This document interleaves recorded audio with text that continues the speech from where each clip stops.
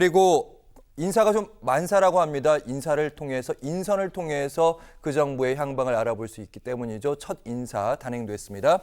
여기에 대해서 국무총리는 방금 언급드렸습니다. 김민석 더불어민주당 수석 최고위원, 국가정보원장 이종석 전 통일부 장관, 비서실장은 강훈식 더불어민주당 삼선 의원, 그리고 정책실장은 이한주 민주연구원장. 안보실장입니다. 3실장 중에 하나죠. 위성락 더불어민주당 비례대표 의원, 경호처장은 황인권 전 육군 제2작전사령부 사령관, 그리고 대변인으론 강유정 더불어민주당 의원. 최진봉 교수님, 많은 분들을 다 언급할 수는 없고 이분들 중에서 어떤 분들인지 소개를 해주신다면. 저는 일단 뭐 전체적으로 보면요. 예. 이제 후보 여기 오늘 인선이 된 사람들 중에는 친명 아닌 사람들이 많이 있어요.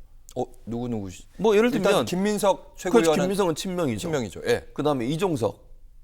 지금 국가정보원장으로 그분은 내정된. 친명이라고 분류되는 분은 아니에요. 그리고 다른 정권에서 일을 하셨던 분이고 또 아까 위성락 의원도 물론 더불어민주당 비례대표이긴 하지만 친명이라고 보기는 어려운 분이에요.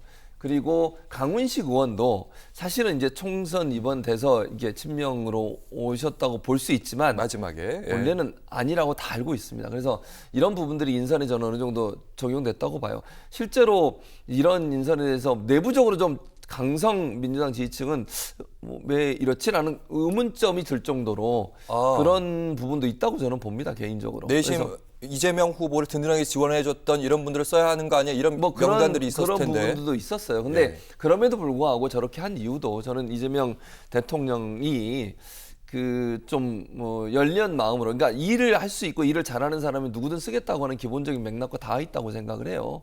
그래서 뭐 물론 저기 친명으로 분류된 분도 계시지만 저는 뭐 대다수는 아니라고 저는 보거든요. 오늘 인선만 본다고 하면. 예. 그렇기 때문에 열린 마음으로 누구든 열심히 일할 수 있고 그 분야의 전문가라고 하면 누구든 이렇게 받아들여서 쓰겠다고 하는 마음이 반영된 그런 인선이 아닌가 저는 그렇게 분석합니다. 네, 통합을 위해서 국무총리 지명자가 좀 친명으로 분류되는 김민석 최고위원이 되면서 이분 좀 문제가 있는 거 아니냐, 이종훈 평론가께서 말씀하셨는데 지금 최진봉 교수님 설명을 들으니까 탕평 인사 이 정도 아닙니까? 능력주의 인사.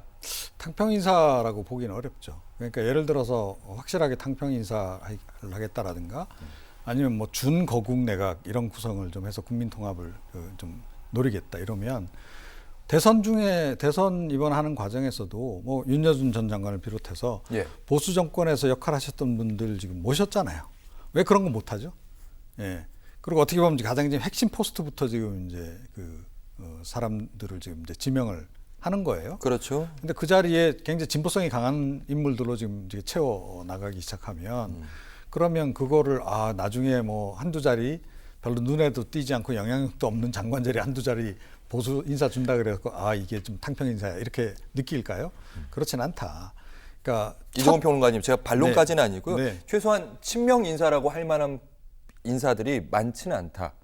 그러니까 김민석 전 최고 같은 경우도 과거에는 굉장히 이력이 이분이 화려하신 분이에요. 당적 뭐 변경도 많았고. 그런데 뭐 최근 이 대선 국면 들어오면서는 명확하게 친명 노선을 걸으셨고, 그래서 굉장히 단기간에 이재명 대통령의 최측근으로 확 진입을 하신 그런 이제 경우에 해당하기 때문에 이분을 우리가 뭐 비명이라든가 반명이라고 이야기할 수는 없는 거잖아요. 뭐 그래서 이제 그 말씀을 제가 이제 드리는 거예요. 이제 드리는 거고, 그리고 어찌 됐건 이제 김민석 전 최고 같은 경우는 계속 진보 진영에서 활동을 주로 해오셨던 분이고, 잠시 뭐 이제 좀 이탈하셨던 적이 있긴 있는데 그것 때문에 논란이 많기도 하죠. 근데 어찌 됐건 기본 기조는 이제 그 진보성이 굉장히 강하신, 또 학생운동 경력도 화려하시고 그런 분 아닙니까? 그래서 이제 제가 이 말씀을 좀 드리는 거고, 더 좀 쓴소리는 안 하겠습니다. 뭐 밀월 기간 이야기하고 최진봉 교수님 부탁이에요. 뭐 6개월 동안 아름다운 얘기만 해달라고 하시니 이 정도까지만 하겠습니다. 그런데 우려되는 지점은 좀 있다. 그럼요. 말씀은 그러니까 두 분이 바라보는 이제 통합의 차이, 이종훈 평론가께서는 진보 보수 넘나들 수 있는 그런 인선이 있었으면 좋겠다 이런 말씀으로 제가 좀 받아들였습니다. 그리고 이제 경제 문제를 좀 다뤄야 될 것 같은 이재명 정부 가장 시급한 것이 민생 경제다 이렇게 얘기하고 있습니다. 최진봉 교수님께 좀 미리 질문을 드려보도록 하겠습니다. 내수 진작 위해서 추가 경정 예산 뭐 35조 얘기 나오던데 네. 지역 화폐 얘기도 나오고 있고 실제로 지역 화폐는 이번에 될 수도 있습니다. 됐죠. 예. 된다고 저는 봐요. 왜냐하면 지역화폐 같은 경우는 내수 활성화에 대단히 중요한 도구입니다. 제가 도구라고 표현한 이유는 뭐냐면 자영업자 소상공인들이 상당히 어려움을 많이 겪고 있고 폐업한 분들도 너무너무 많아요. 힘들어가지고. 그리고 물론 이 금리가 좀 떨어지긴 했습니다만 그 상환하는 것도 장사가 돼야 계속 상환을 하는데 그게 안 되니까 빚을 못 갚고 빚더미에 앉게 되는 예. 그래서 결국 문을 닫게 되는 경우들이 많거든요. 이번에 이재명 대통령이 대출 탕감도 적극적으로 검토하겠다 그런 얘기 하더라고요. 네, 그래서 이게 지역화폐라고 하는 것이 지역에 있는 소상공인들, 자영업자들의 가게에서만 사용할 수 있도록 하고 한시적으로 운영이 되기 때문에 뭐 3개월 안에 다 못 쓰면 다 국고로 다시 돌아와요 이게.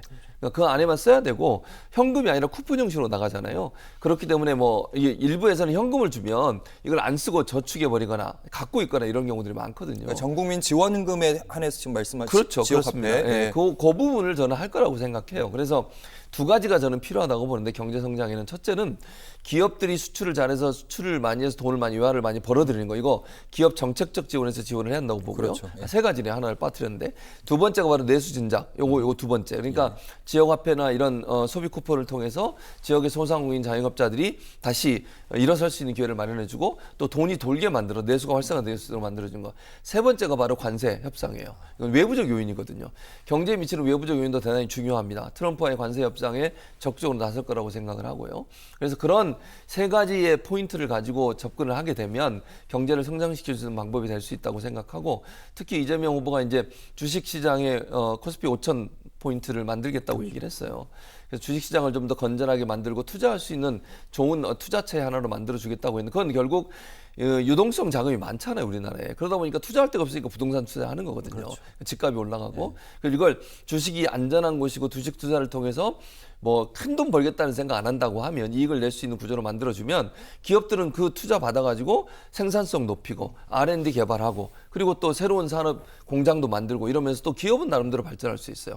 상생할 수 있는 구도를 만들겠다고 했으니까 저는 이 부분을 경제의 가장 중요한 포인트로 둘 거라고 생각하고 계속 이재명 지금 대통령이 했던 말이 민생과 경제를 가장 최우선으로 챙기겠다고 그랬어요. 그래서 이 부분을 가장 우선적으로 챙기면서 문제 해결을 해나갈 것이기 때문에 빠른 시간 안에 경제가 회복될 수 있는 기회가 될 거라고 저는 생각합니다. 네, 이재명 정부에서 강조하는 게 또 보니까 속도더라고요.